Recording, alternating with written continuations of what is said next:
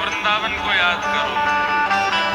ओ श्यामा प्यारी कुंज बिहारी, जय जय श्री हरिदास दुलारी।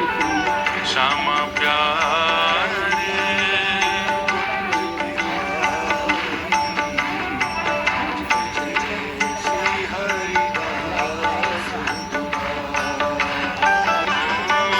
मन भूल मत जइयो श्यामा प्यारी के चरण, मन भूल मत जइयो श्यामा। ओ मन भूल मत जइयो राधा रानी के चरण।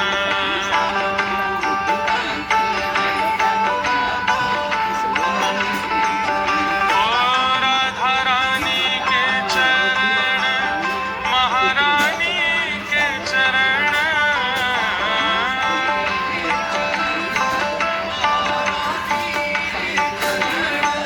श्यामा प्यारी के चरण, महारानी के चरण।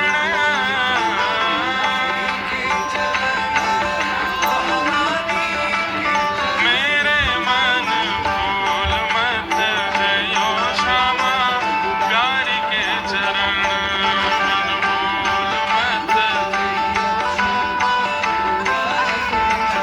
मेरे मन भूल मत जइयो श्यामा प्यारी के चरण।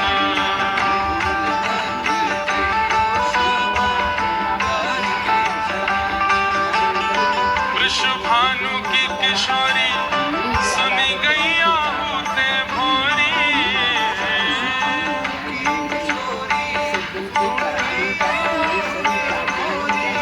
वृषभानु की किशोरी सुनी गैया होते भोरी।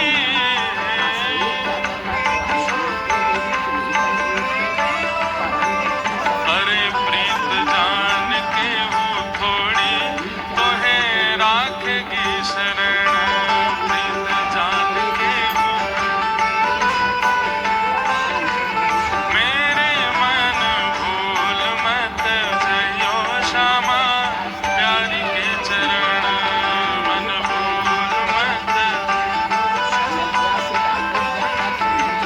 ओ जय जय श्यामा जय जय श्याम, जय जय श्री वृंदावन धाम। आइए हाँ, जय जय श्यामा जय जय श्याम, जय जय श्री वृंदावन धाम।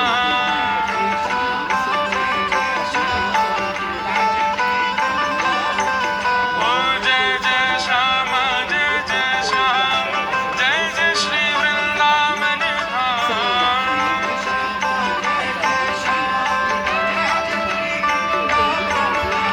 जय जय श्यामा जय जय श्याम, जय जय श्री वृंदावन धाम।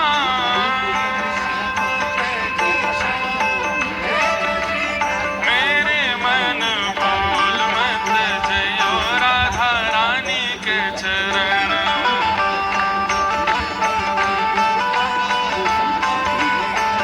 मेरे मन भूल मत जइयो श्यामा प्यारी के चरण।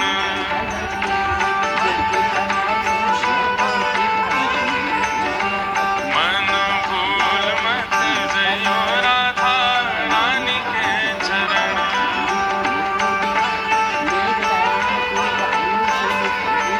ओ प्यारे ठाकुर की बाकी ठाकुरानी के चरण, प्यारे ठाकुर की बाकी।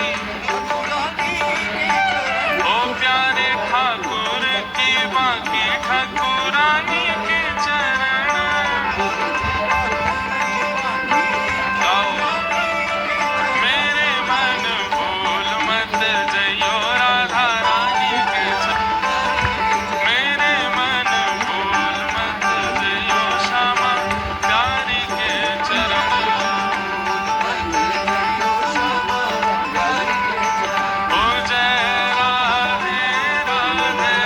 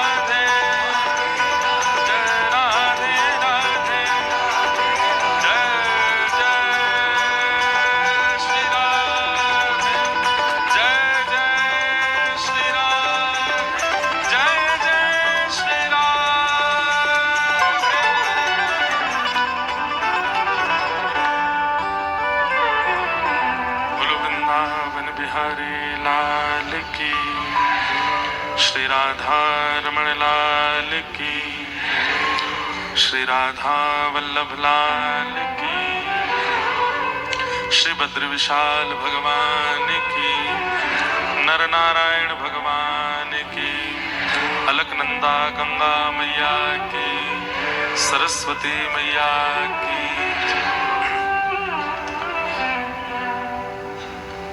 श्री वेदव्यास भगवान की, भागवत महापुराण की, आद्य गुरु शंकराचार्य भगवान की, सब संतन की, सब भक्तन की, सब विप्रन की। जय जय श्री राधे, जय जय श्री राधे, जय जय श्री राधे, द्वारिकाधीश की जय। परमानंद श्री देवादिदेव महादेव केदारेश्वर भगवान की जय। पर्वतराज हिमालय की जय। जय जय श्री राधे। परम मंगल में प्रात प्रखलेश्वर, अकारण करुणा वरुणालय भक्त वांछा कल्पतरु, तड़ित विनिंदित पीतांबरधारी श्री बाल कृष्ण लाल की, बद्री विशाल भगवान की, वांगमयी शब्दमयी वाणीमयी प्रतिमूर्ति, हम आप सबके मध्य में विराजमान श्रीमद् भागवत महापुराण आनंद का विषय है। जिन भागवत जी का हम लोग एकादश स्कंद सुन रहे हैं, 11वां स्कंद कृष्ण उद्धव संवाद, हम आप सब लोग विस्तार से श्रवण कर रहे हैं। आज जिसका पंचम दिवस यहाँ प्रारंभ हो रहा है। बंधुओं, बद्रीनाथ केवल नरनारायण भगवान का स्थान, बद्री विशाल भगवान का स्थान, अलकनंदा जी का स्थान, कितने कितने हमारे सनातन धर्म का प्रादुर्भाव यही हुआ है। अगर ऐसा कहें तो कोई अतिशयोक्ति नहीं है। सनातन धर्म का प्रादुर्भाव इसी भूमि पर हुआ। आज हमारे चारों वेद हैं, पुराण हैं। श्री वेदव्यास जी ने जिन सबकी रचना की, कहां की? यहीं तो की। साक्षात सरस्वती जी का प्रादुर्भाव यहाँ होता है। जिनकी वजह से हम बोलते हैं, सुनते हैं, चलते हैं, सब सरस्वती जी का प्रादुर्भाव यहाँ होता है। दर्शन ही सरस्वती जी का पूरे। भज मन नारायण नारायण नारायण,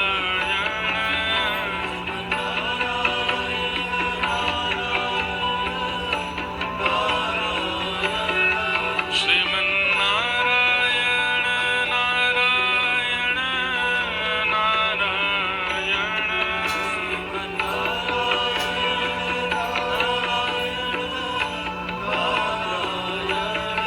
बद्रीनाथ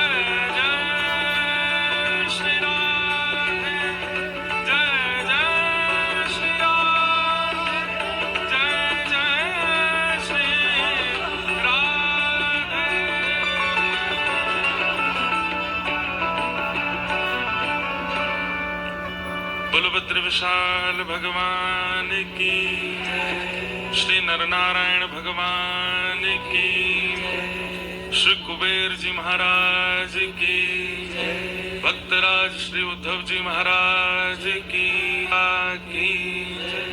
पर्वतराज हिमालय की जय जय श्री राम, जय जय श्री राम, जय जय श्री राम, द्वारिकाधीश की जय। परम मंगल में प्रात प्रखलेश्वर, अकारण करुणा वरुणालय, भक्तवांछा कल्पतरु, तड़िद्वत विनंदित पीतांबरधारी श्री बालकृष्ण लाल की, प्यारे गिरधर लाल की, श्री बद्री विशाल भगवान की, वांगमय प्रतिमय प्रतिमूर्ति श्रीमद् भागवत महापुराण हम आप सबके मध्य में विराजमान हैं। मंच पर विराजमान समस्त विप्रवृंद, गंधर्वजन, कथा के यजमान परिवार, पाठक परिवार, काशी से पधारे सब लोग और आप सभी श्रोता भाई बंधु मातृशक्ति, सबको जय श्री कृष्ण, जय सिया राम, जय श्रीमन नारायण, जय जय श्री राधे।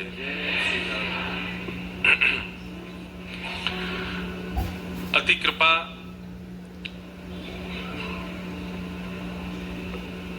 मासानाम मार्गशीर्षो हम, भगवान कहते हैं कि मार्गशीर्ष महीना मेरा स्वरूप है, लेकिन उस मार्गशीर्ष महीने में भी ठाकुर जी की प्राप्ति इतनी सहज नहीं है जितनी सहज भगवत प्राप्ति कार्तिक मास में।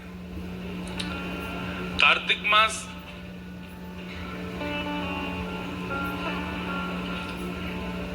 जिसे दामोदर मास भी कहते हैं,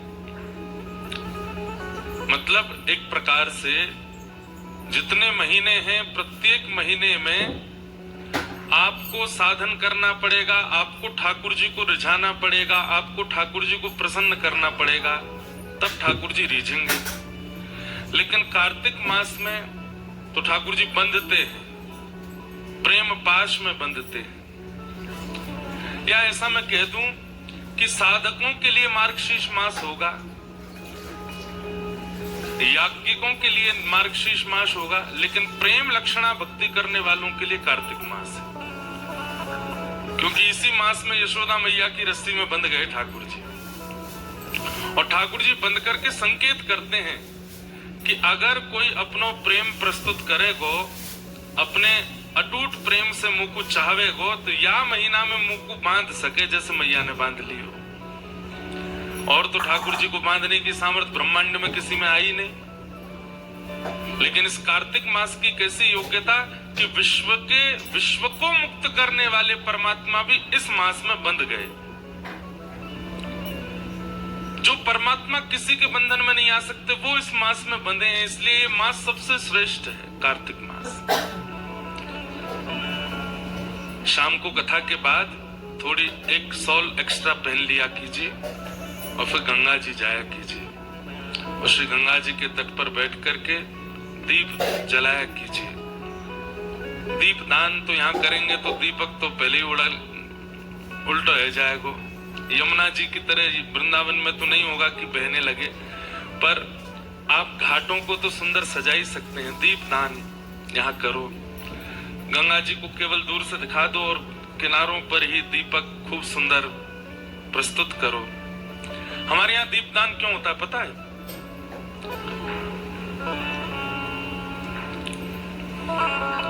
श्रावण मास आदि जब निकल करके जाते हैं तो इतनी वर्षा होती है कि वर्षा के कारण मतमैला हो जाता है यमुना जी का जल।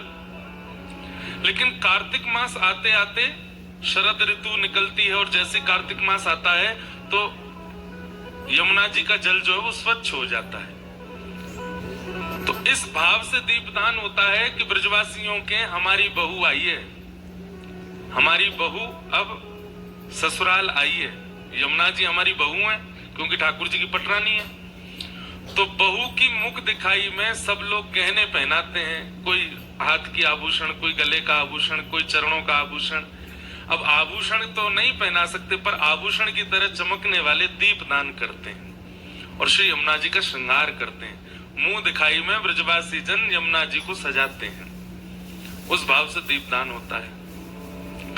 दीपदान के कई शास्त्रीय भाव, ऐसे दीपदान हम यमुना जी में तो अभी नहीं कर पा रहे, तो गंगा जी के तट पर हैं। अब मैं अगर कहूं कि मैं जाऊंगा मेरे संग चलो तो भीड़ भाड़ हो जाएगी, कहीं कोई लुढ़क नहीं जाए, और आप कहा लुढ़को, मुझे नहीं लुढ़काए तो इसलिए हम यहीं से कह रहे हैं, आप सब अपने अपनी योजनाओं से जाइए। 11, 21, 51, 108 जितना आपका मन हो, दीप दान कीजिए गंगा जी पर। और वो भी आज अहोई अष्टमी, आज अहोई अष्टमी है। आज के दिन माताएं व्रत करती हैं अपने पुत्र पुत्रादि के लिए। और हमारे श्री वृंदावन में, हमारे श्री ब्रजमंडल में किशोरी जी का रस स्वरूप राधा कुंड आज के दिन प्रकट हुआ है। इसलिए आज राधा कुंड में खूब स्नान होता है। आज तिल रखने की जगह नहीं होगी, इतना अद्भुत आनंद हो रहा होगा राधा कुंड में। चैतन्य महाप्रभु की माने तो महाप्रभु जी कहते हैं कि श्री राधा कुंड जल नहीं है, वो स्वयं श्री किशोरी जी ही है। इसलिए कई परंपरा के लोग राधा कुंड जी में स्नान भी नहीं करते। क्यों? बोले किशोरी जी हम चरण कैसे रखें। पर उस परंपरा के लोगों को ही मानना है। बाकी अन्य परंपरा के लोग तो राधा कुंड में स्नान करते हैं, कंठ भर जल में खड़े होकर के राधा कृपा कटाक्ष का भाव गाते हैं, किशोरी जी को रिझाते हैं, मनाते हैं। राधा कुंड क्या है? किशोरी जी की प्रसन्नता का सजल स्वरूप है श्री राधा कुंड। अगर किसी व्यक्ति से कोई अपराध बन गया हो, अगर किसी व्यक्ति को अपने पूर्व के किए गए अपराधों की आत्मग्लानि होती हो कि मैंने पूर्व में बहुत गलत कार्य किए, अब मुझे, हे किशोरी जी, मुझे सब त्यागना है और त्याग करके आपके अनुकूल बनना है, तो उसे राधा कुंड का दर्शन करके, राधा कुंड की परिक्रमा करके राधा कुंड की उपासना करनी चाहिए, तब किशोरी जी प्रसन्न होती है। वत्सासुर नाम का एक दैत्य आया जो कि था तो असुर, पर उसने मन में विचार किया कि कन्हैया गौ पालक हैं, गैयाओं से बहुत प्रेम करते हैं, अगर मैं बछिया बछड़ा को रूप धारण करके जाऊंगा तो कन्हैया मुझको अपने पास बुला लेंगे, और जैसे ही अपने पास बुलाएंगे मैं थोड़ी देर इनसे खेलते खेलते फिर राक्षस बन के इनका वध करूं। लेकिन ठाकुर जी सब जानते हैं। जैसे ही वत्सासुर आया, ठाकुर जी थोड़ी देर तो उसके संग खेले, थोड़ी देर में ठाकुर जी को पता चल गया कि ये असुर है, और भगवान ने युद्ध करके उसका वध कर दिया। किशोरी जी को यह बात पता चल गई कि ठाकुर जी ने वत्सासुर का वध किया है। किशोरी जी मान कर गई, और दिना तो मान करती हैं पर रीझ जाती हैं। पर आज तो ऐसा मान कियो कि ठाकुर जी रिझा रहे हैं, लेकिन किशोरी जी रीझ नहीं रही है।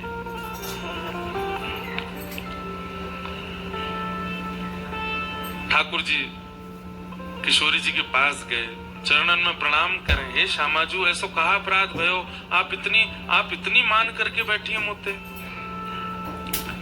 किशोरी जी बोली, आप गौपालक कहलाते हैं, आपको लोग गोपाल कहते हैं, और आप स्वयं ही एक बछड़ा को मार रहे हैं। ठाकुर जी बोले, अरे श्यामाजू वो बछड़ा के रूप में राक्षस आयो, ऐसे तो रूप बना करके कोई भी आ जाएगा। अरे त्रेता में जो गलती भाई वो द्वापर में ना होएगी। कौन सी गलती? बोले त्रेता में संत को रूप धारण करके रावण आयो, और वाक्य संतत्व को जान करके किशोरी जी ने अपने आप को उसके हवाले कर दिया कि वो संत के रूप में आया है। ये बहलूपिया रूप बना बना करके राक्षस आमे, अब बहुत दिनों तक इनको मान नहीं होएगा। किशोरी जी बोली, तो फिर अपना नाम गोपाल हटा दो, आप गोपाल नहीं। भले ही वो राक्षस रूप में था, भले ही वो दैत्य रूप में था, भले ही वो असुर स्वरूप में था, लेकिन था तो बछड़ा, आपने नहीं मारना था। ठाकुर जी बोले अब मैं कहा करूं बताओ। बोले अब आप अपने नंद भवन के आसपास ही क्रीड़ा करो, हमसे मिलने मत आना, अब हम आपके संग लीला नहीं करेंगे। ऐसा मान किशोरी जी ने किया। तब ठाकुर जी के चित्त में आयो कि मैं कहा करूं, मुझको बताओ आप। बोले एक नवीन सरोवर का निर्माण करो, पूर्व के बने हुए सरोवरों में स्नान नहीं, नवीन सरोवर का निर्माण करो, उसमें स्नान करके अपने पाप का प्रायश्चित कीजिए, तब हम स्वीकार करेंगे। तब ठाकुर जी ने कृष्ण कुंड का निर्माण किया, श्याम कुंड, आसपास ही है श्याम कुंड, राधा कुंड। श्याम कुंड प्रकट हुआ, ठाकुर जी ने स्नान किया, वहां में प्रायश्चित किया, संकल्प लेकर के सब बिल्कुल जो नियम बताए सब किए। किशोरी जी बाहर बैठी बैठी देख रही है। ठाकुर जी स्नान करके बाहर आए, हे श्यामाजू मैंने प्रायश्चित कर लियो। किशोरी जी बोले नहीं, मैं अब भी नाराज ही हूँ। बोले अब तो मैंने सब कर लियो जो आप चाह रही, अब काहे को नाराज हो। बोले तुमने अपने हाथ से कुंड बनाए हो, मुझको या कुंड पे भी भरोसा नहीं है, मैं कुंड बनाऊंगा, वहां में स्नान करो। तब किशोरी जी ने अपने हाथ के कंगन से कुंड का निर्माण किया। बोला अब इसमें स्नान करो, वहां में स्नान कियो, प्रायश्चित कियो, कान पकड़े। तब किशोरी जी ने ठाकुर जी को स्वीकार किया। ऐसे श्री राधा को, ये तो एक प्रकट लीला है, आप सबको सुनाने तक की लीला है। अब प्रकट कितनी लीला है राधा कुंड की। हमारे नित्य निकुंज विलास जहां पे ठाकुर जी की नित्य लीलाएं वर्णित हैं, वहां तो वर्णन है कि संध्या बेला में ठाकुर जी गैया चरा के नंद भवन जाते हैं, श्री जी सब सखीन के संग दही बेचन आदि सब लीला करके वापस बरसाना जाती हैं, दोनों को मिलन राधा कुंड पे हो गए। नित्य राधा कुंड जाते हैं ठाकुर जी और श्री जी, और वहां राधा कुंड पर बैठ कर ठाकुर जी राधा कुंड को इसलिए इतना मानते हैं कि किशोरी जी इतनी नाराज है गई, मोते मोते बात करनो तक बंद कर दियो, या राधा कुंड की कृपा से किशोरी जी ने मुंह को पुनः स्वीकार कियो, इसलिए ठाकुर जी को अति प्रिय है। और क्योंकि श्याम सुंदर को अति प्रिय है राधा कुंड, इसलिए किशोरी जी को भी अति प्रिय है। ठाकुर जी ने उसने स्नान, अब तो लाल जी रोज नहाते हैं राधा कुंड में। बोले हे श्यामाजू एक डुबकी लगावे तो मैं आपको इतना अच्छा लगूं, मैं तो रोज नहाऊंगा यहाँ में, ताकि मैं आपको रोज रोज अच्छा लगूं। इसलिए राधा कुंड आज के दिन प्रकट, उसकी अपनी अपनी विशेष महिमा है। संध्या काल में जब कभी भी आप अपने ठाकुर जी का स्तवन करो, तब राधा कुंड का, हमारे रघुनाथ दास गोस्वामी राधा कुंड पर रहे।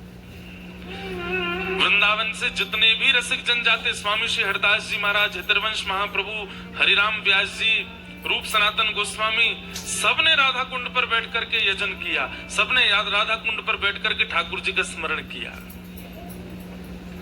और कहीं ना कहीं सब आचार्यों ने माना है कि राधा कुंड की कृपा जब हुई, तभी हमें श्री प्रियालाल जी के नित्य विहार का अनुभव हुआ। ऐसे राधा कुंड का आज प्राकट्य दिवस है, उन्हें हम बारंबार प्रणाम करते हैं। राधा कुंड सरोवर नहीं है, राधा कुंड तालाब नहीं है, वो स्वयं सजल श्री किशोरी जी, श्री लाडली जी। अभी तो बद्रीनाथ में वो नहावे की बात ही मत करो यहाँ तो पर हमारे साथ तो ठाकुर जी बहुत खेल रहे हैं, क्या बताएं। आज तो ऐसी ऐसी लीला करी रात में, क्योंकि हमको नीचे उतरते ही हमको समय नहीं मिलता, इतनी भीड़ और इतने सब कार्यक्रम रहते हैं, बिल्कुल समय नहीं मिलता। तो कई कार्य तो हम बद्रीनाथ में ही बैठे बैठे कर रहे हैं, अपने गायन के कार्य हों, अध्ययन के कार्य हों, लेखन पठन के कार्य हों, सब बद्रीनाथ में कर रहे हैं। यहाँ ज्यादा भीड़ नहीं। तो रात्रि में कुछ कार्य में व्यस्त थे, 1 बज गया, 3 बजे अभिषेक में जाना था ठाकुर जी के। 40 मिनट के लिए आंख बंद करी, खुली तो 3 बज गए। अब बाथरूम को मैं देखूं, नल मुझे देखें, बोले चला लो। मैं कहूं तुम बहुत ठंडे हो, कैसे चलाऊं नहीं नहीं प्रयास तो करो, मैं गर्म हूँ। गीजर चला है, चलाया, लेकिन धोखा दिया, ठंडा ही आया। अब मैं बहुत देर तक वहां पे, हम जहाँ रुके वहां स्लिप लगी है कि 2-3 मिनट प्रतीक्षा करने पर गर्म पानी आएगा। प्रतीक्षा करी, नहीं आवे। यहाँ समय होता जा रहा है स्नान ठाकुर जी के जलाभिषेक के लिए, पंचामृत अभिषेक मंगला दर्शन के लिए वहां पहुंचना है, लेकिन जल तो आ ही नहीं रहा गर्म। अब क्या करें? बाहर का तापमान देखूं फोन में तो -7। हमने कही आज गंगा मैया बस कृपा। मैं रोज गंगा जी के ऊपर से निकलता हूँ ना, तो गंगा जी के ऊपर से देखता हूँ। स्नान तो हम करेंगे नहीं, ऊपर से प्रणाम है। तो गंगा जी बोली कैसे नहीं करोगे, आज तेरे कमरा में ही आऊंगी मैं। आज बिल्कुल शीतल जल महाराज सवेरे। अब मेरी स्थिति मैं ही जानता हूं। आज सारे देवता याद आ गए। अब आज एक बार के लिए तो बंद ही हो गई थी। स्नान कर लिया जैसे तैसे करके, और उसके बाद थोड़ी देर के लिए ऐसा लगा जैसे कि वैकुंठ का दर्शन हो गया। तैयार भये, दर्शन करने आए बद्री विशाल भगवान के। सोए थे नहीं रात भर, यहाँ दर्शन किए, इतना सुख मिला जितना, ऐसा नहीं कहूंगा कष्ट हुआ, जितनी पीड़ा हुई, पीड़ा भी नहीं कहेंगे, ये कह देंगे जितना खेला श्री गंगा जी ने हमारे साथ, वो सब जो थोड़ा बहुत अनुभव हुआ वो बद्री विशाल भगवान का दर्शन करके आनंद हो गया। लौट करके गए तो अब ठीक है, विपरीत अवस्था होती है तो शरीर है, कहां कहां दर्द शुरू हो गए, सो नहीं पाए। फिर आज दीक्षा का क्रम था तो दीक्षा देने के लिए उठे, फिर स्नान किया, फिर नल को देखा, अब तो गर्म निकलो, तो गर्म ही आए। फिर स्नान किए, फिर सबको दीक्षा आदि की। फिर उसके बाद लगा थोड़ा लेट ले। अब लेट हमारा नियम, लेट अगर लिए उसके बाद लाल जी की सेवा में जाना है, कथा में आना है, तो फिर स्नान करके ही आएंगे। फिर से गए, फिर स्नान किया, फिर स्नान करके फिर कथा में आए। वो कथा में आने से पहले आज तो 3 बार स्नान किया मैंने बद्रीनाथ में। आज हमारे इस जन्म का तपस्या तो आज पूरी हो गई हमारी। जितनी होनी चाहिए इतनी कर ली भैया, इससे ज्यादा हमारी बस की नहीं। छोटे लाला हैं, ब्रज के हैं, हम पे इतने नियम साधन होते नहीं हैं। तो आज तो खूब सुख मिला। तो स्नान की तो अहोई अष्टमी है ना, तो पहला स्नान तो गंगा जी के भाव से हो गया था मंगला में। दूसरा स्नान कार्तिक मास चल रहा है तो यमुना जी का स्नान हो गया। कथा में आने से पहले तीसरा स्नान श्री राधा कुंड जी का हो गया। तीनों स्नान करके हम कथा में पधारे। तो हमारे तो तीनों स्नान हो गए, अब आपकी बारी है, करो जाओ। तो आज राधा कुंड का प्राकट्य दिवस है। लौट करके जब भी व्रज जामे, हमारे कहे से एक बार श्री राधा कुंड की परिक्रमा कीजिएगा। परिक्रमा करने के बाद दंडवत प्रणाम कीजिएगा एकांत। और राधा कुंड जाने का समय बताएं, रात्रि 2 बजे से लेकर सुबह 5 बजे तक, ब्रह्म बेला में, उस काल में जाइए। कोई नहीं होता वहां, होते हैं साधक लोग होते हैं। और वहां बैठ करके किशोरी जी को पुकारिएगा, अपने पूर्व के किए गए समस्त पापों का प्रायश्चित कर लीजिएगा। हे श्यामाजू, ये तो वो सरोवर है जिसमें साक्षात श्री कृष्ण स्नान करके अपने प्रायश्चित करते हैं। हमसे भी जो अपराध हुए, हे किशोर जी, सब क्षमा कर देना, हमें स्वीकार कर लेना। राधा कृपा कटाक्ष कौन गाता है पता है? देवादिदेव महादेव श्री कैलाश निवासी श्री केदारेश्वर भगवान।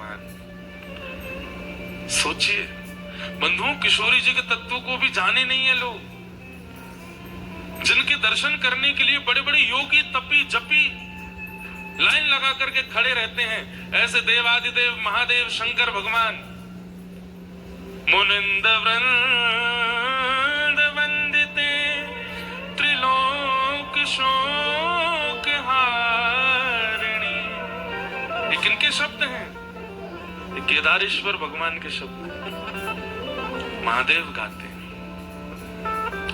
कदा करे शशि हमान कृपा कटाक्ष भाजन।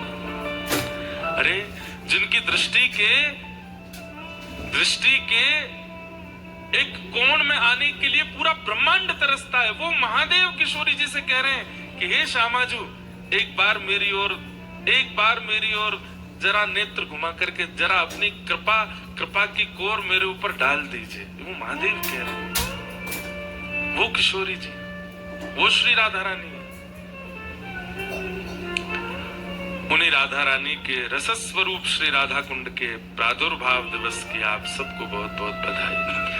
जब भी व्रज जाइए राधा कुंड जाइएगा, स्नान करके परिक्रमा करके कोई स्तुति गान आदि कुछ कीजिएगा और अपने पूर्व के समस्त पापों की क्षमा मांग लीजिएगा। किशोरी जी को क्षमा की आवश्यकता नहीं है, वो तो बिना आपके क्षमा मांगे ही आप पर कृपा कर रही हैं, पर फिर भी कर लीजिएगा,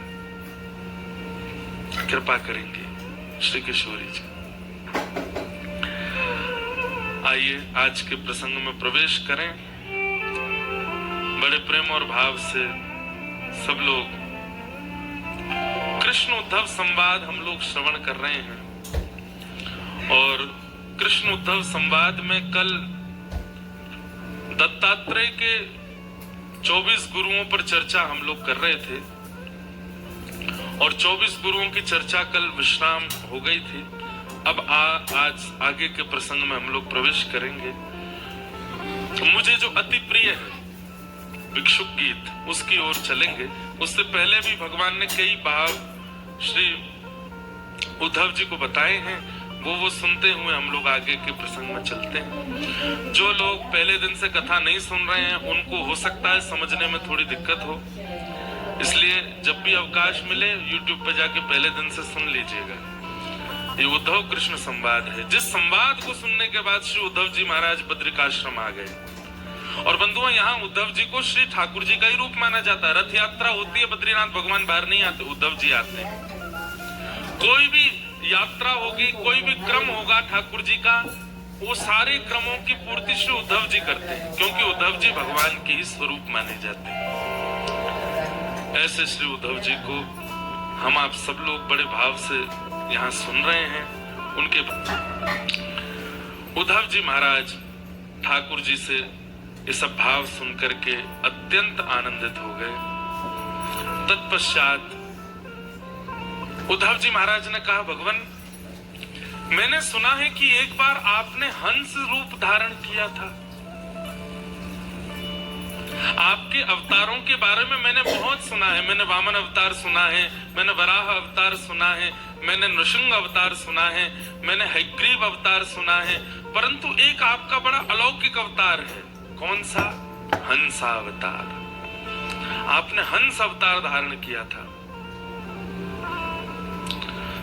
एक श्लोक है, लगभग लोगों को याद है, शुक्लांबरधरम विष्णुम शशिवर्णम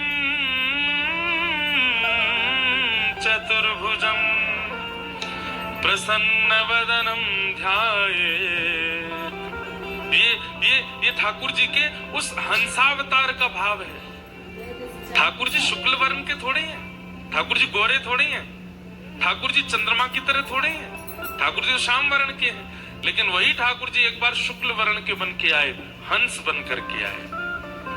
हे नाथ, कृपा करके मुझे आपके उस हंसावतार के विषय में जानना है, वो कैसा है। और मैंने सुना है कि सनक सनंदन सनातन सनत कुमार वे सब ब्रह्मा जी से प्रश्न करते हैं और उसका उत्तर देने में जब ब्रह्मा जी असमर्थ होते हैं तब आपका अवतार होता है। बस मुझे इतना पता है, उसके आगे क्या हुआ वो आप मुझे बताओ। भगवान श्री कृष्ण कहते हैं, श्याम वर्ण ते तेरो मन भर गयो, जो शुक्ल वर्ण सुननो है। उद्धव बोले, नहीं नाथ, बस आपकी लीला देख सुनना चाहता हूँ, कैसी लीलाएं हैं आपकी। तो भगवान ने, देखिए श्रीमद् भागवत में प्रत्येक अवतार व्यास जी, शुकाचार्य जी, मैत्री मुनि बता रहे हैं, लेकिन हंस अवतार का प्रसंग स्वयं श्री कृष्ण सुना रहे हैं। अपने हंस अवतार।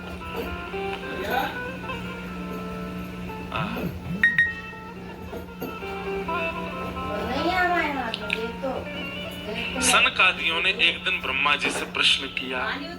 भगवान बता रहे, सुनो उद्धव, और एक बात बताएं, हर जगह सुनो उद्धव से अति ठाकुर जी बोलते हैं प्रिय उद्धव सुनो, मैं तुम्हें बताता हूं। अत्यंत आनंद में भगवान अपने हंस स्वरूप का वर्णन करते हैं। बंधु, बहुत ज्ञान परक और बहुत गूढ़ विषय है, लेकिन आप लोग सुनेंगे तो सुख मिलेगा।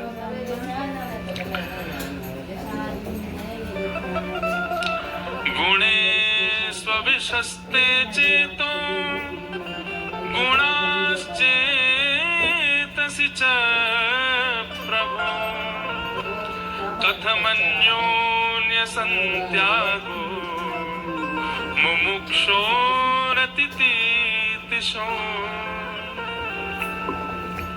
यहाँ पर सनकादिक प्रश्न करते हैं, हे ब्रह्मा जी,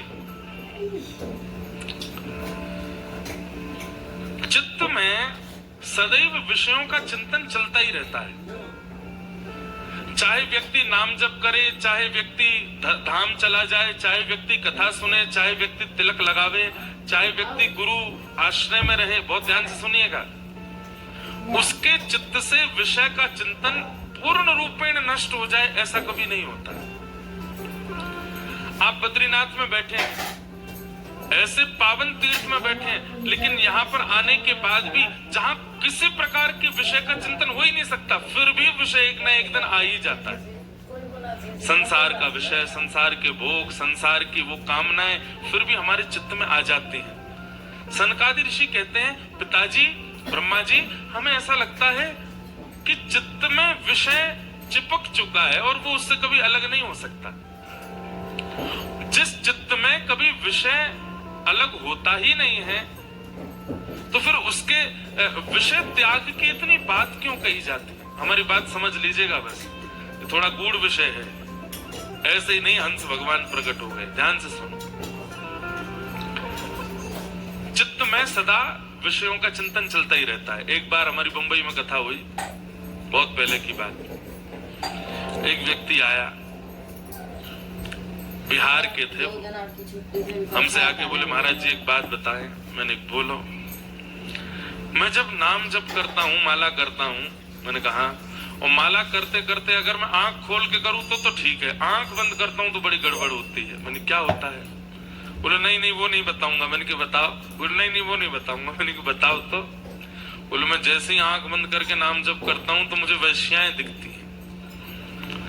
मैंने कहा भैया अब मैं क्या करूं, मुझे बताओ। मैंने कहा इसका मतलब क्या है? हाथ में साधन है, जीव पे साधन है, चित्त में साधन है। बुद्धि जानती है कि नाम जप चल रहा है, जीव जानती है कि नाम जप चल रहा है, हाथ को पता है कि नाम जप चल रहा है, लेकिन मन फिर भी विषय का चिंतन कर रहा है। इसका मतलब नाम से ज्यादा, ठाकुर जी से ज्यादा विषय का चिंतन पूर्व में बहुत किया गया है, इसलिए वो विषय बार बार प्रकट होता है। जिसका चिंतन हमने अतिशय मात्रा में किया होगा नेत्र बंद करने पर। और एक बात बोलूं, स्वप्न को ऐसे ही मत समझा कीजिए। ये रात्रि में दिखने वाले स्वप्न कई बार आपकी चित्त की स्थिति बताते हैं कि आपका चित्त कितना मैला है। इसलिए स्वप्न को भले ही मिथ्या बोला जाता है, पर शास्त्रों में कई जगह स्वप्न को आपकी चित्त की स्थिति का प्रमाण माना जाता है कि आपकी चित्त की स्थिति आपको कैसे पता चले? स्वप्न से पता चलेगी, स्वप्न में क्या देखा। जिन लोगों को स्वप्न नहीं आते या जिन लोगों को महीनों महीनों तक कुछ ऐसा कुछ विशेष आता नहीं स्वप्न में, बहुत अच्छी बात है। लेकिन साल भर निकल गया स्वप्न आता ही नहीं, ये भी अच्छी बात नहीं है। अगर व्यक्ति नाम जापक बनेगा, अगर व्यक्ति साधन करेगा, अगर व्यक्ति भक्ति मार्ग में आएगा, तो उसको सकारात्मक स्वप्नों का भी अनुभव होगा। कभी रज दिखेगी, कभी वैष्णव दिखेंगे, कभी वृंदावन की लीला दिखेगी, कभी ठाकुर जी की कोई मुकुट वंशी दिखेगी, कभी वृंदावन का यमुना पुलिन दिखेगा, कुछ तो अनुभव होगा। स्वप्न को मिथ्या मत समझा कीजिए। आपके चित्त की वह स्थिति जिससे आप सदा अपने आप को छुपाते हो, वो स्वप्न प्रकट करता है। ध्यायतो विषयाम पुंसः संगस्तेषुपजायते, संगात् संजायते कामः, कामः क्रोधो विजायते, क्रोधात् भवति सम्मोहः, सम्मोहात् स्मृति विभ्रम, स्मृति भ्रंशात् बुद्धिनाशो, बुद्धिनाशात् प्रणश्यति। श्रीमद् भगवद गीता में भगवान कहते हैं, बोले व्यक्ति का पतन कहां से शुरू होता है? सबसे पहले व्यक्ति पाप के मार्ग में कब मुड़ता है? तब भगवान कहते हैं ध्यायतो विषयाम पुंसः, विषय करे नहीं लेकिन सोच ले, उसका मनोरथ बना ले। जैसे अब मंच से कई विषय ऐसे बताए जाएंगे जो बताने योग्य हो, लेकिन आप लोग अपने मन से आकलन लगा लीजिएगा कि इससे भी गहरे गहरे विषय हैं जो हम चिंतन कर लेते हैं। अब जैसे हमने चिंतन कर लिया, आज मित्र का जन्मदिन है, रात्रि में वहां जाएंगे, वहां पे बैठेंगे। हम पीते तो कभी नहीं है, पर हमारे मित्रजन पिएंगे तो उनको देखेंगे, एक बार कहेगा तो नहीं पीऊंगा, दो बार कहेगा तो नहीं, तीसरी बार कहेगा तो कहूंगा ठीक है, थोड़ा चखूंगा, थोड़ा सा उसको चख के देखूंगा कैसा लगेगा, और फिर चख करके फिर मैं भी उसका अनुभव करूंगा, उससे क्या क्या अनुभव होगा। जैसे मेरे मित्रजन रात्रि में झूमते हैं, फिर मैं भी झूमूंगा। अब उसने वो विषय किया नहीं है, लेकिन उसका चिंतन कर लिया है। ठाकुर जी कहते हैं यहीं से विनाश शुरू होता है। भगवान कहते हैं वो भले ही विषय भोगने ना भी जाए, लेकिन विषय का चिंतन एक बार कर लिया, आज नहीं तो कल, कल नहीं तो परसों, परसों नहीं तो वर्षों बाद एक दिन वो उसको भोगेगा जरूर। इसलिए चिंतन से बचो बस। ध्यायतो विषयाम पुंसः संगस्तेषुपजायते, चिंतन किया गया विषय एक दिन आपको संग जरूर करा देगा। मतलब जो आपने सोचा है एक दिन वो आपके सामने प्रस्तुत होगा, और वो प्रस्तुत होगा नहीं, ठाकुर जी आपके लिए प्रस्तुत करेंगे। बोले अब देखता हूं तो इसको करता है कि नहीं। तूने कुछ साल पहले ऐसा चिंतन किया था, आज तेरे सामने योजना बन गई है, समय भी है, अवकाश भी है, वस्तु भी है, कोई देख भी नहीं रहा है, अब बता तू करेगा कि नहीं। ठाकुर जी कहते हैं एक बार चिंतन किया गया होगा तो जरूर विषय का भोग करेगा। संगस्तेषुपजायते, और जैसे ही वो संग करता है सोचे हुए विषय का, भगवान कहते हैं उसके बाद क्या होता है? संगात संजायते कामः, फिर उसके अंदर काम और क्रोध इन दोनों का वर्धन होता है। एक बात बहुत ध्यान से सुनिएगा, किसी व्यक्ति के अंदर क्रोध और काम की मात्रा यदि बड़ी है, इसका मतलब उसका विषयी है। विषयी व्यक्ति का लक्षण क्या है? भोगी व्यक्ति का लक्षण क्या है? अत्यंत कामी और अत्यंत क्रोधी। अब इसमें एक बात बताएं, आपको लिखने योग्य बात है। शास्त्र आज्ञा करते हैं कि काम विषय ऐसा है कि व्यक्ति उसको प्रकट नहीं होने देता, पता नहीं चलने देता सबको कि उसके चित्त में काम विषय है, लेकिन काम का ही पहलू पिया है, काम का ही रूप मखौटा पहन करके क्रोध आता है। अगर किसी व्यक्ति में अनायास क्रोध है तो इस बात का प्रमाण है कि उसमें काम भी है। तो कहीं आप अगर अपना अनायास क्रोध प्रकट कर रहे हैं, बेवजह का क्रोध प्रकट कर रहे हैं, और वो क्रोध कभी कभी तबाही तक पहुंच रहा है, तो आप इस बात का प्रमाण दे रहे हैं कि आपके अंदर काम भी है, आपके अंदर विषय भी है, आपके अंदर भोग भी है। देखिए, विषय का चिंतन, वो चिंतन एक दिन भोग के लिए ले जाता है, और जैसे ही भोग करेंगे तो फिर क्या होगा? उस भोग को करने की और इच्छा होगी, और जब वो पुनः भोग करने को नहीं मिलेगा, क्रोध हो भी जायते, फिर वो काम और क्रोध के रूप में प्रकट होगा। क्रोधात् भवति सम्मोह, और फिर क्रोध क्या करेगा? चित्त में मोह प्रकट कर देगा। और सम्मोहात् स्मृति विभ्रम। अच्छा, मोह सम्मोह का मतलब क्या है? ठाकुर जी को छोड़ के संसार के किसी विषयी व्यक्ति को आप सोचेंगे यही है मेरा सर्वस्व, यही है मेरा जीवन, यही है मेरा प्राण, ये नहीं तो कुछ नहीं, ये है तो सब कुछ है। और फिर कई परिवार के लोगों को शायद अपने में नहीं तो पड़ोसियों के में या कहीं पर अनुभव तो किया होगा, व्यक्ति इतना पागल हो जाता है एक व्यक्ति के पीछे, सब समझा रहे हैं अरे उसका पीछा छोड़ो वो अच्छा आदमी नहीं है, लेकिन व्यक्ति उसी के पीछे लगा रहता है। क्रोध बुद्धि का नाश करता है, सम्मोहात स्मृति विभ्रम।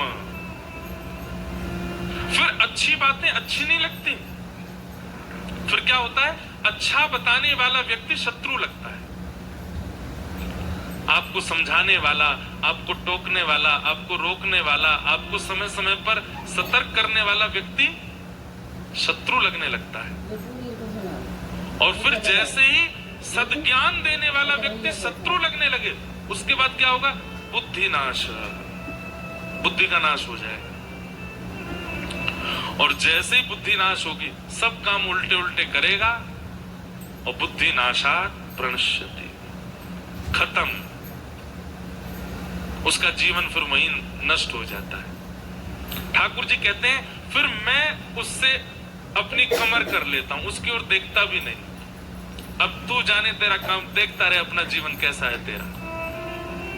जिसकी बुद्धि नाश हो जाती है, और बुद्धि नाश किससे होती है, ये सारी कड़ी आपको याद रखनी पड़ेगी। सबसे पहला ध्यान विषय का, फिर वो ध्यान एक दिन क्या कराएगा, भोग विषय का, भोग क्या कराएगा, चित्त में काम प्रकट कराएगा, काम आएगा साथ में क्रोध आएगा, क्रोध से सम्मोह आएगा, सम्मोह से सम्मोहात स्मृति विभ्रम, स्मृति विभ्रम हो जाएगी, अच्छा प्रवचन करने वाले बुरे लगने लगेंगे, शत्रु लगने लगेंगे, और स्मृति ब्रह्म होते ही बुद्धि नाश, बुद्धि नाश हो जाएगी। ये 7 चीजें हैं, ये 7 सोपान हैं व्यक्ति के पतन के। उसका प्रारंभ कहां से होता है, अगर प्रारंभ रुक जाए तो पूरा रुक सकता है। तो प्रारंभ होता है विषय का चिंतन। हम आप सब लोग भी यहाँ पर अधिकतर लोग वो बैठे हैं जो नाम जप करते हैं, कथा सुनते हैं, ठाकुर जी का दर्शन करते हैं, गंगा जी स्नान करते हैं, बद्री विशाल भगवान, केदारनाथ भगवान, गंगोत्री यमुनोत्री धाम करते हैं। हम लोग विषय भोगते नहीं है, पर हम आप सब लोगों के चित्त में विषय का चिंतन चलता जरूर है। भजन का फल उसी दिन मानिए जिस दिन विषय का चिंतन समाप्त हो जाए। कब तक भजन कीजिए, कब तक नाम जप कीजिए, कब तक गुरु मंत्र कीजिए, जब तक विषय का चिंतन ही नष्ट ना हो रहा हो चित्त से। आज चित्त में मन में आ गया कि मुझे ऐसा करना है, आपको घबराहट होने लगनी चाहिए, हे बद्री विशाल भगवान मेरे मन में ये चिंतन आया क्यों। हम करते नहीं है भले ही, लेकिन चिंतन ही तो नाश के लिए ले जाता है। जिस दिन चिंतन बंद हो जाए विषय का, उस दिन समझिए कि अब भजन लग रहा है, अब भजन हो रहा है, अब विषय का चिंतन नहीं होता। अरे एक स्थिति ऐसी आएगी, आपके सामने विषय हो रहा होगा, आपके सामने भोग भोगा जा रहा होगा, और देख करके भी आपका मन मलिन नहीं होगा। अजामिल उपाख्यान आता भागवत में, अजामिल की कथा में क्या हुआ था, अजामिल पंडित था, अजामिल ब्राह्मण था, अजामिल हमारे आपके तरह वेदज्ञ था, तीर्थ यात्रा करने वाला था, बहुत सुधरा हुआ व्यक्ति था अजामिल। लेकिन एक दिन विषय का दर्शन कर लिया, वहीं से अजामिल, पंडित से अजामिल राक्षस बन गया। भजन का फल भगवत प्राप्ति बाद का है, बहुत बाद में जाकर के भगवत प्राप्ति है। भजन का फल सबसे पहले विषय के चिंतन का नाश, विषय का चिंतन ना। अच्छा, इसमें 2 चीज कर सकते हो आप, मैं आपको बताऊं। पहला, हंस भगवान उत्तर क्या दे रहे हैं वो अभी हम सुनेंगे, उससे पहले मेरा भाव सुन लीजिए। नाम आश्रय करते रहो, पर नाम आश्रय करते करते करते करते भी विषय चिंतन हो सकता है, तो दूसरा काम क्या रखो, अपने आप को अत्यंत व्यस्त कर लो। समय ही नहीं है आपके पास में कुछ सोचने का। सुबह क्या कर रहे हैं, वो ठाकुर जी की सेवा है। मध्याह्न में क्या कर रहे हैं, बोले अभी रामायण जी का पाठ है। रात्रि में क्या, भागवत जी पढ़नी है। वो अर्धरात्रि में क्या कर रहे हैं, बोले अभी तो कथा सुन रहे हैं, अब सोएंगे। मतलब केवल सोने के लिए जाते हैं, बाकी पूरे दिन आप अपने मन को कुछ और करने ही नहीं देते हैं, व्यस्त रखते हैं ठाकुर जी के संबंध में। तब उस मन में विषय का चिंतन नहीं होगा। लेकिन भगवान हंस इसका उत्तर क्या देते हैं? ये प्रश्न किया है सनकादि ऋषियों ने कि चित्त में इतना विषय चिंतन क्यों होता है, और बड़े बड़े गुणी जन जो भगवान को प्राप्त कर लेते हैं, क्या उनके चित्त में कभी ये मन बड़ा चंचल है, कैसे तेरा भजन करूं, ये मन बड़ा चंचल है, कैसे तेरा भजन करूं, जितना इस समझाऊं, जितना इस समझाऊं, उतना ही मचल जाए राधे तेरे चरणों की। गर धूल जो मिल जाए श्यामा तेरे चरणों की। एक बात बोलूं, बोलते बोलते मैं थक जाऊंगा, सुनते सुनते आप थक जाओगे, लेकिन बात का निचोड़ क्या निकलेगा? सब किसको समझा रहे हैं? केवल मन को। भाई आंख सुधर जाती है, कान सुधर जाते हैं, हाथ सुधर जाते हैं, पैर सुधर जाते हैं, जीभ सुधर जाती है, नाक सुधर जाती है, त्वचा सुधर जाती है, लेकिन मन नहीं सुधरा तो फिर से सब बिगड़ जाएंगे। एक मन को ही समझाते हैं सब लोग। और ठाकुर जी कह रहे हैं भैया मेरो सब पे वश है, तेरे मन पे मेरो वश नहीं है। वाक्य नहीं है तो तोय मुंह को अपने मन पे बैठाना पड़ेगा।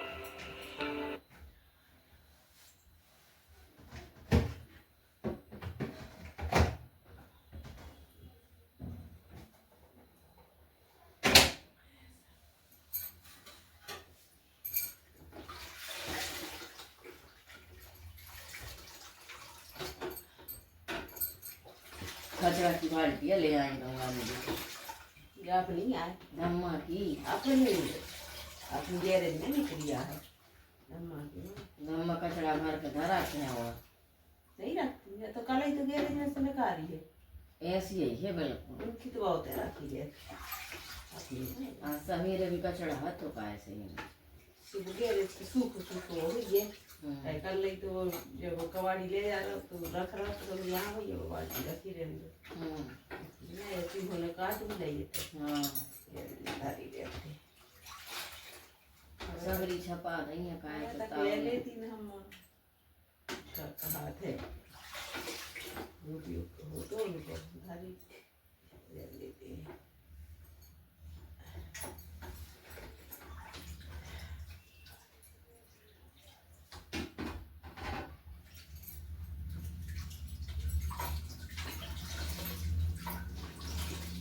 पूरी बाल्टी में छपा रही है काय तो उनके तो कुताई और कुट्टी को काम भाव है। एक एक बाल्टी में सीमेंट तो सब कर रहा। ये दो भरी बस चमकती है। छमकल आ गई चलो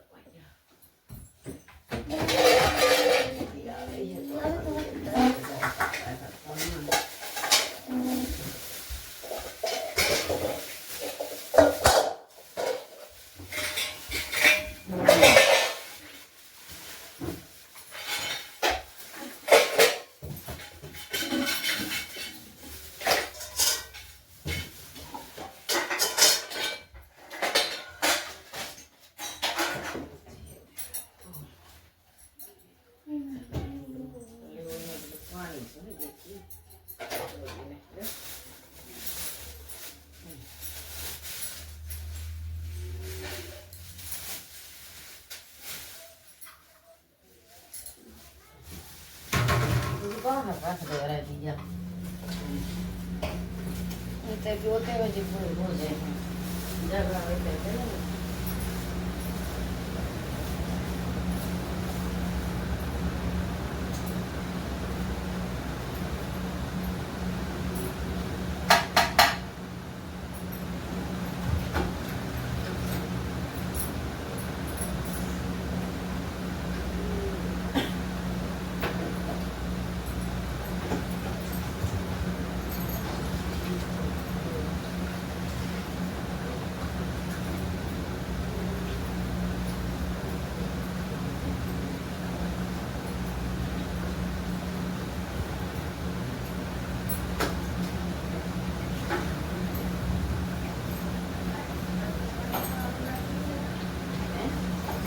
Bahkan pesawatnya lah.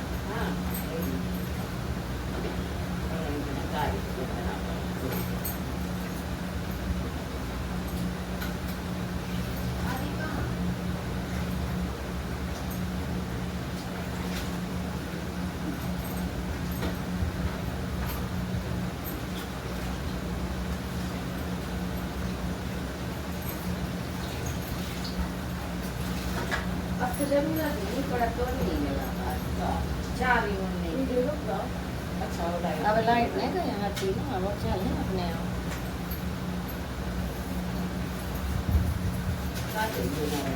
गावन अब मुझे की है कब है वो नहीं है डब्बा कब है बस तुम काफी थी जो पर तो बस कहाँ गई थी कब वहाँ तो नहीं गई थी जब भाई बन रही थी हाँ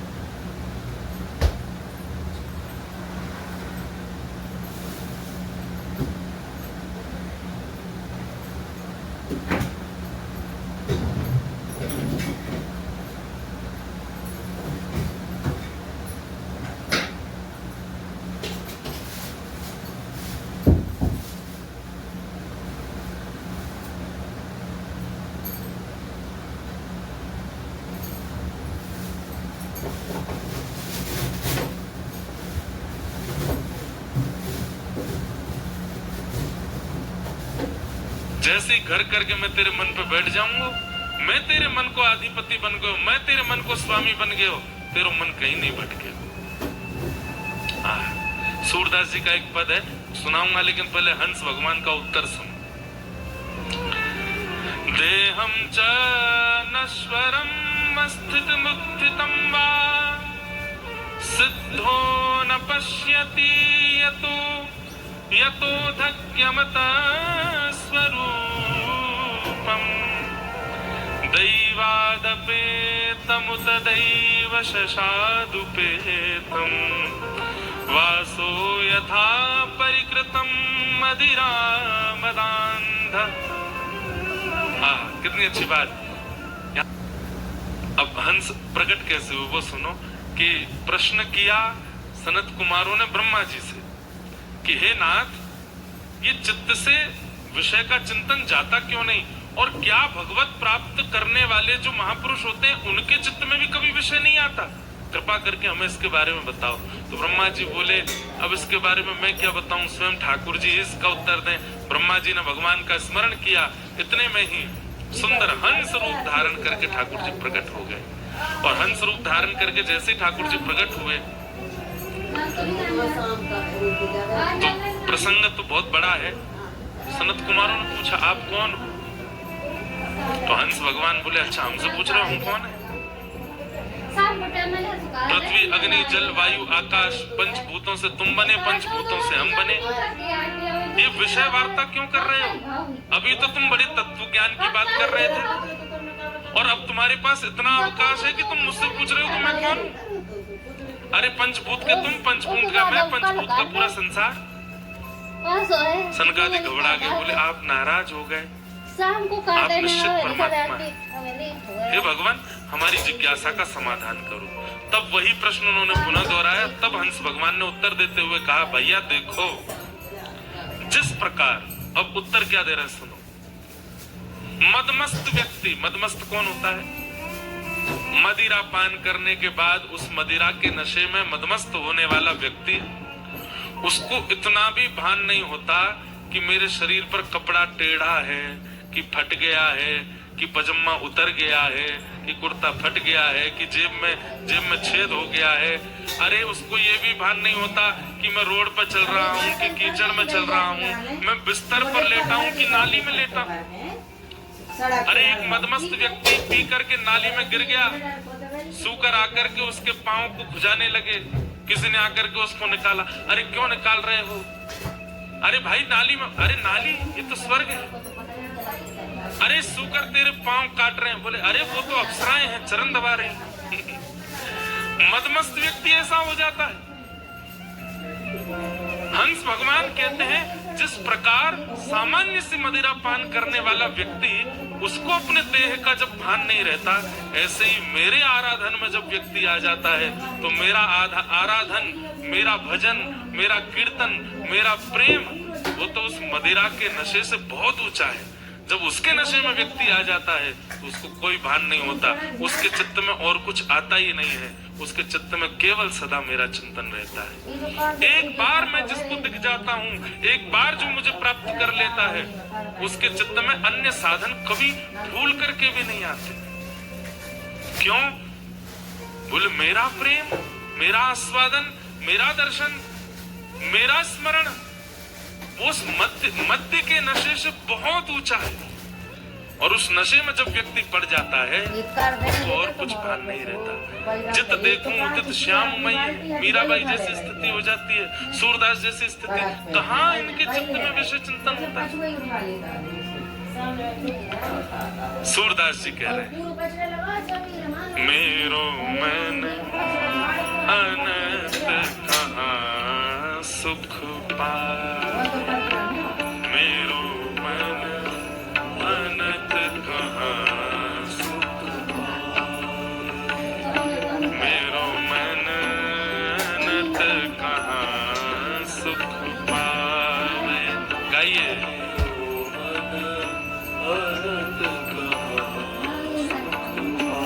जैसे हाँ जैसे जहाज को पंछी